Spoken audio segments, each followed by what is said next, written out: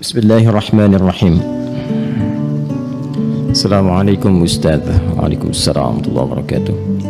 Semoga Ustaz selalu dalam lindungan dan rahmat Allah Subhanahu wa taala. Amin. Semoga Allah memberikan perlindungan dan rahmat kepada Anda dan keluarga lebih baik dari apa yang Allah berikan kepada kami, dan kita diberikan pancaran kemuliaannya. Ustaz, sebelumnya saya minta tolong penjelasan tentang menikah dengan sepupu. Apa di dalam Islam diperbolehkan? Kalau memang dibolehkan, saya mohon penjelasannya Ustaz. Karena saya ada berhubungan dengan sepupu. Kebetulan ayah saya dan ayahnya adik, dan ayahnya adik kakak. Kenapa kebetulan? Ya, emang adik kakak kan, bukan kebetulan ya.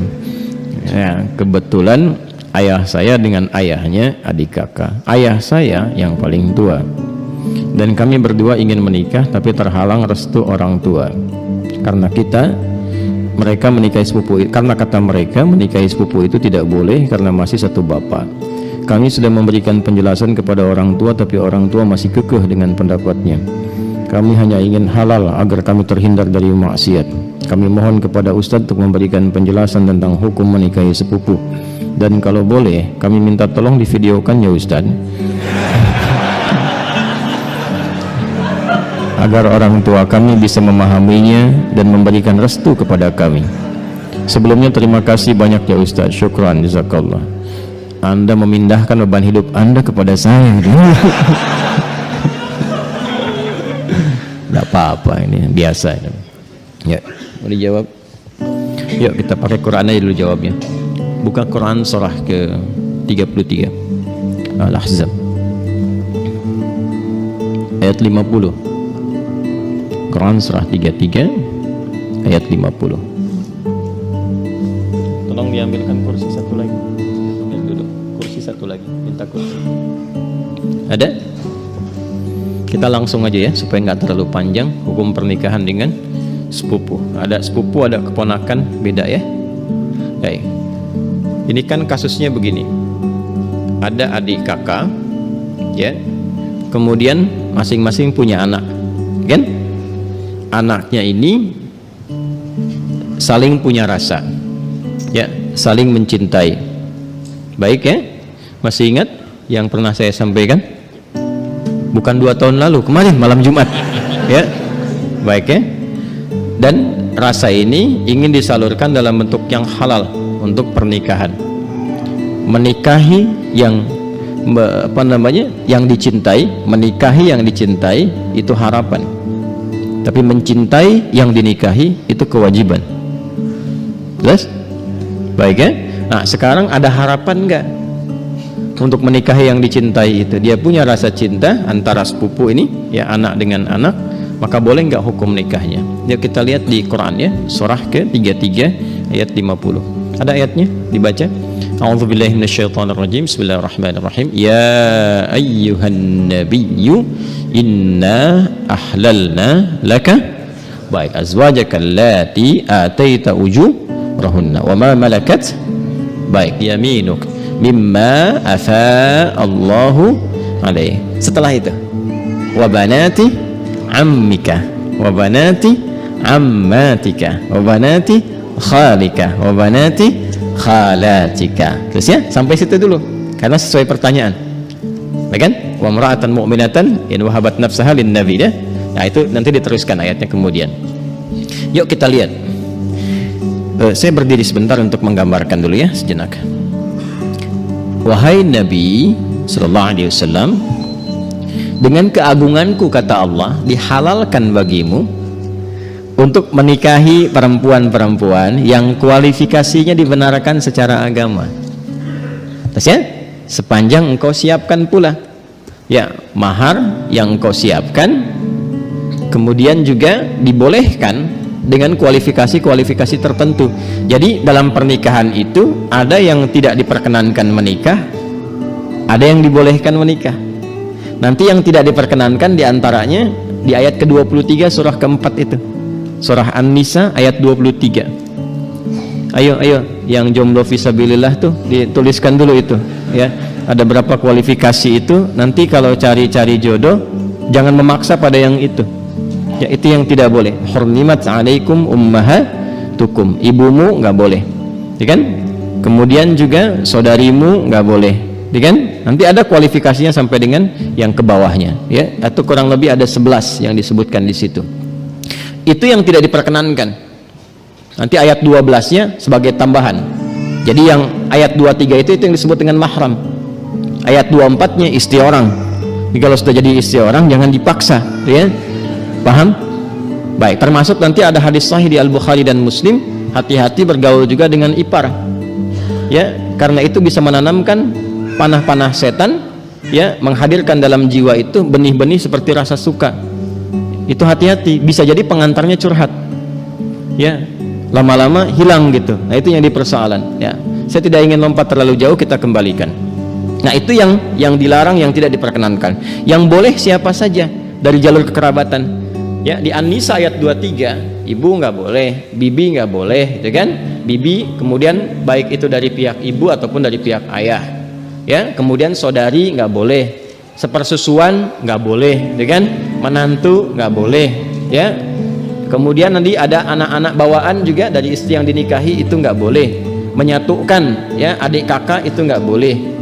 Baik, istri orang itu nggak boleh. Di luar itu yang boleh apa? Ya, di luar itu yang boleh apa? Teruskan. Satu, kalau dari jalur kekerabatan yang paling dekat, anak paman. Baik, ya.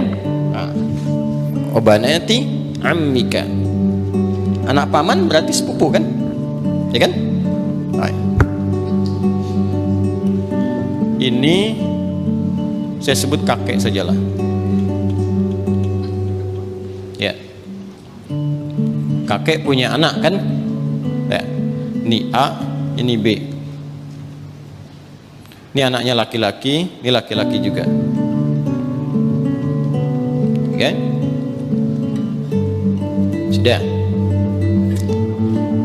Ini ayah lah ya, untuk memudahkan. Ini bapak.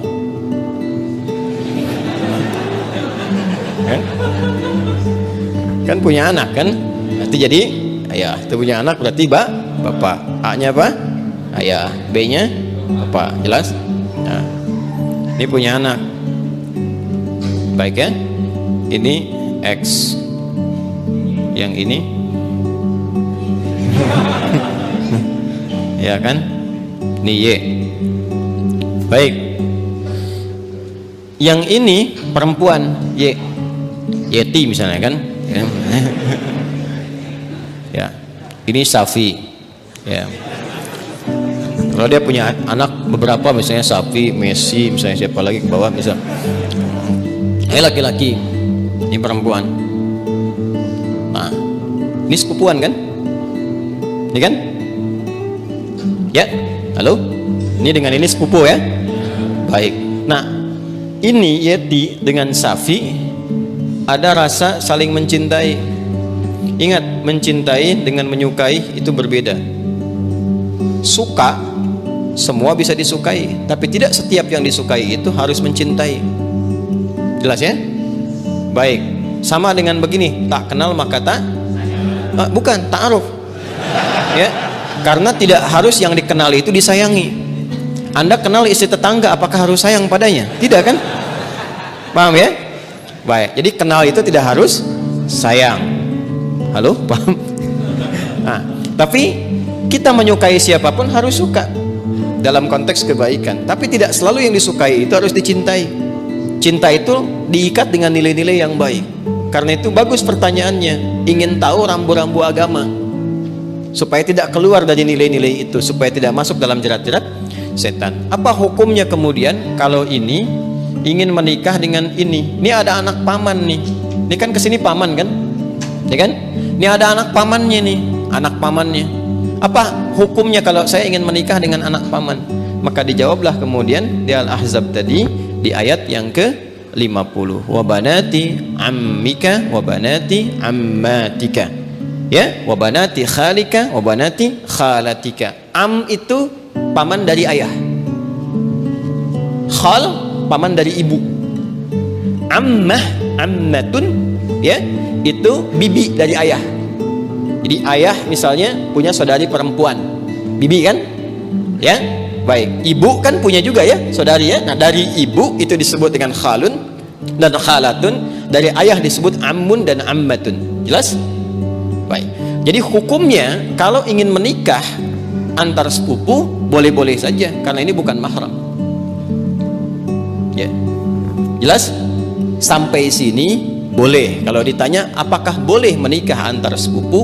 Boleh. Sepanjang tidak ada sebab-sebab lain yang mengharamkan itu. Apa sebab-sebab yang lain? Ini hukum asalnya boleh. Tapi nanti ada sebab-sebab lain yang menjadikan terlarang. Misal, ini hukum asal boleh, tapi ternyata ibunya Safi misalnya saat Safi lahir ASInya macet.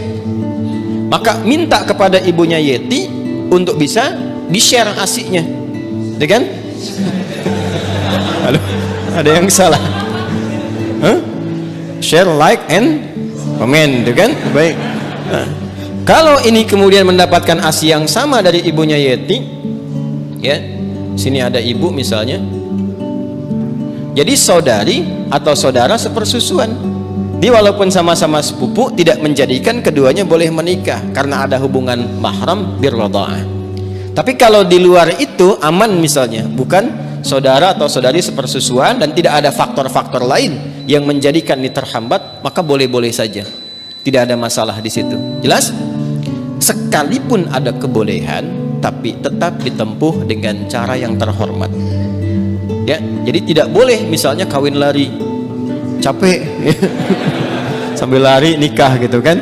Tidak, jangan. Tetap sekarang cari cara untuk memahamkan dengan cara yang baik dan bermohon kepada Allah kalau memang diniatkan ibadah, niat ibadah dengan cara yang benar, dengan cara yang baik, sifatnya nanti akan dibimbing oleh Allah dengan cara yang baik. Ada doanya untuk melembutkan hati orang tua misalnya, ditampakkan nilai-nilai kebaikan. Jadi kalau ada penolakan dengan karakter, dibalas dulu dengan akhlak.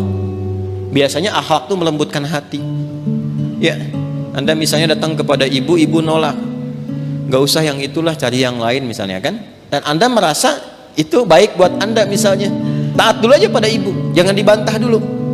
Gak usah pakai tapi walaupun meskipun, udah ya, taati saja dulu. Begitu Anda taati baik, lalu tampakkan nilai-nilai kebaikan, doa sampai lembut hatinya.